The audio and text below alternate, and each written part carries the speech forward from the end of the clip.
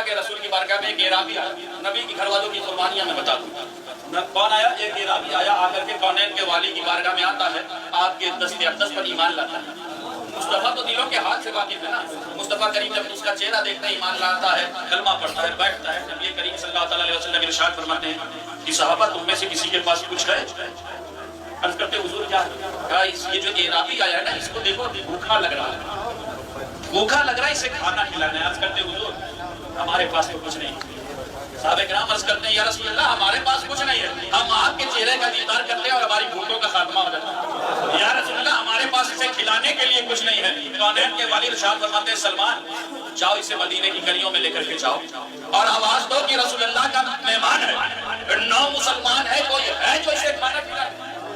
کوئی ہے جو اسے کھانا کھلا دے، رسول اللہ کا مہمان ہے، 9 مسلمان ہے۔ حضرت سلمان فارسی اس کا ہاتھ پکڑتے ہیں، مدینے کی گلیاں ہیں، اب آواز دی جا رہی ہے کوئی جو اس 9 مسلمان کو کھانا کھلا دے، رسول اللہ کا مہمان ہے۔ آواز دے رہے ہیں، کوئی نہیں، آواز کا جواب نہیں دے رہا۔ یہ آواز دیتے دیتے حضرت سلمان فارسی حضرت سیدہ طیبہ طاہرہ فاطمہ زہرا سلام اللہ علیہا کا بھی گھر کراس کر جاتے ہیں اور آواز لگا رہے ہوتے ہیں ہے کوئی رسول اللہ کے مہمان کو کھانا کھلانے والا۔ اب جب یہ آواز نا نبی کی شہزادی کے کان میں پہنچتی ہے، اب سنو کلچر دیکھو مصطفیٰ کے گھر والوں کا، کیریکٹر اور کردار دیکھو، ہماری مائیں بہنیں سنے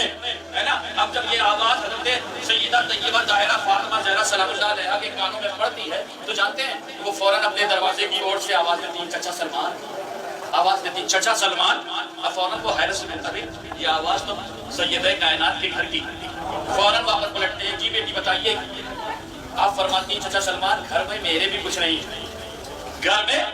میرے بھی کھلانے کو کچھ نہیں ہے، لیکن یہ مصطفیٰ کا مہمان ہے، رسول اللہ کا مہمان ہے، میرے گھر میں ایک چادر ہے، اس چادر کو آپ لے جائیں اور شمعون یہودی کے گھر کی دکان میں جائیں دے اور بدلے میں اس سے آٹا لیں اور اس سے کہہ دیں جب ہم پیسے دیں گے تو چادر ہمیں لوٹا دیں گے، کھلانے کو ہمارے گھر میں کچھ نہیں، یہ ایک چادر ہے، یہ چادر لے جائیں۔ اب حضرت سلمان فارسی جب سیدہ طیبہ طاہرہ سلام اللہ علیہا کی زبان عطا سے یہ جملے سنتے ہیں نا تو ان کی آنکھوں سے آنسو جاری ہوتے ہیں، چیخ نکل جاتی ہے، لیکن سیدہ کا ہوتا ہے وہ چادر تقریر لے کر کے شمعون یہودی کے پاس پہنچتے ہیں اور کہتے ہیں کہ سنو یہ چادر لے لو، یہ چادر لے لو اور اس چادر کے بدلے میں کچھ آٹا دے دو، اس چادر کو گروی رکھ دو، جب ہم کبھی تمہیں پیسے دیں گے تو ہمیں چادر واپس کر دینا۔ شمعون یہودی کہتا ہے اچھا یہ بتاؤ تمہیں آٹا تو دے دیں گے، تمہیں آٹا تو دے دیں گے، لیکن یہ بتاؤ یہ چادر کس لیے،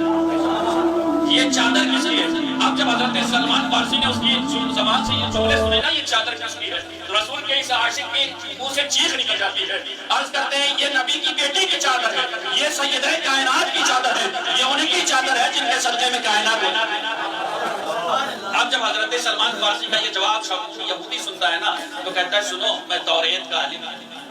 میں توریت کا عالم ہوں، میں نے اپنی کتاب میں پڑھا ہے، میں نے اپنی کتاب میں دیکھا ہے کہ یوں ایک روز ایسا ہوگا، اس کتاب میں واقعہ درج ہے کہ یوں ایک روز ہوگا کہ جب نبی کی بیٹی اپنی چادر بھیج کر کے ایک بھوکے کو کھانے کھلانے کا انتظام کرے گی، وہ نبی کی بیٹی ہوگی اور وہ چادر جسے بھیجے گی وہ چادر بھیجے گی جس کے پاس وہ دکان یہودی کی ہوگی۔ میں اس واقعات کو پڑھتا تھا وہ حیرت میں ہوتا تھا وہ کیسی نبی کی شہزادی ہوگی، مجھے کیا پتا تھا جن کی چادر کا ذکر ہے وہ